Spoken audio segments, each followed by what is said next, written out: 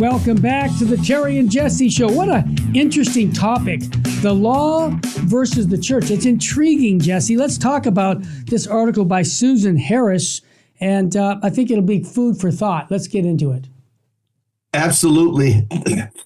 It's called The Law versus the Church. Mm-hmm. In contrast to cultural issues like abortion, homosexuality, and same-sex marriage, leftists are once again in league with their long-standing Christian allies on immigration, the Catholic Church.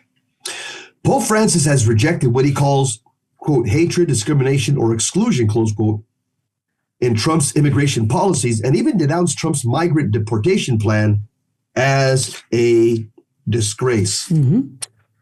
I wish the Pope would insert himself in Democrat politics on abortion, homosexual marriage, but he seems to be both ways. Silent on that. That's true. Pope Francis has rejected what he calls hatred, discrimination, or exclusion in Trump's immigration policies, and even denounced Trump's migrant deportation. Meanwhile, relief agencies like Catholic Charities USA have long been accused of helping facilitate illegal immigration to this country. In a 2017 article, this lady, Susan, wrote, Christian goodwill was exploited to globalize America. I examined how the Catholic relief agency Caritas and their Share the Journey campaign became part of Catholic social teaching. Schools taught that Jesus Christ was a refugee. More recently, Pope Francis outlined how protecting a country's borders can stain the soul. What? This is summed up best in his conclusion that, quote, there are those who work systematically and with every means possible to repel migrants, close quote, and when this is done with awareness and responsibility, it is a grave sin. Jesse, can I just jump in? When Jesus was a child, when he went to Egypt, the Roman Empire, it would be like, Jesse, I'm going to Arizona. Am I an immigrant now of this country? No. Nope. It's all under that one power. So I just think that when they say that, it's just disingenuous because it's not true. That's all I had to say. Go ahead. Yeah. Jesus was not an illegal immigrant. No. Him and his family, they traveled all around the Roman Empire. Exactly. It was all under Roman rule. All of it. You nailed it. So, in a message, yep. It's a message the church has hammered home over the years that migrants and refugees are forced like Jesus Christ to flee, which is another lie. Thus, every decent Christian is obligated to take them in, apparently regardless of the laws of their country. Recently, two self-professed Catholics, Laura Ingraham on Fox News and Vice President J.D. Vance, finally addressed the fact that the Catholic Church is leading the way with NGOs that have been enabling illegal immigration for decades. Vance spoke truth to power on CBS's Face the Nation when he said, quote, I think that the U.S. Conference of Catholic Bishops needs to actually look in the mirror a little bit and recognize that when they receive over $100 million to help resettle immigrants, are they worried about humanitarian concerns, or are they actually worried about their bottom line, money? In his coverage of the issue, the Manhattan Institute, Stephen Malonga wrote,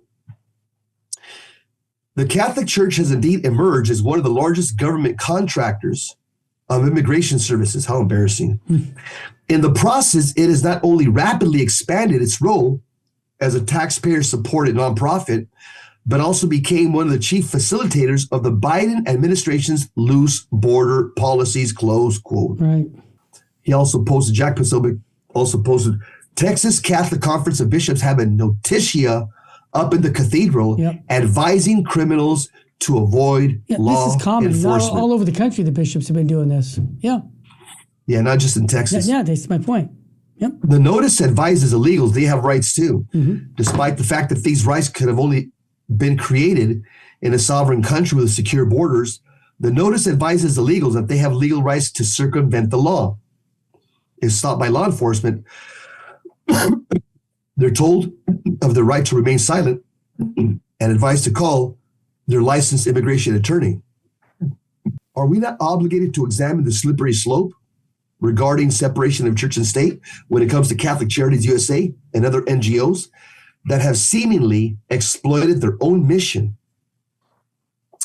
And is their motivation genuinely spiritual or theological, or are they driven by the lucrative payments they receive which some might view as kickbacks. Terry, I say their motivation is money. Well, I think so. I think it's pretty obvious, Jesse, because while the Catholic Church once again finds itself accused of running a travel agency for illegals. I've seen the videos. I wish they'd worked that hard to protect the unborn babies. Unbelievable. You see, Jesse, I'll give you the difference between that. I'll turn it back to you. The difference is there's no money saving babies, but there's plenty of money of getting people illegally immigrated. That's the difference. Your thoughts? Well, I think I'm on it. I think I got that. Yep. I think you're spot on, Terry. Mm-hmm.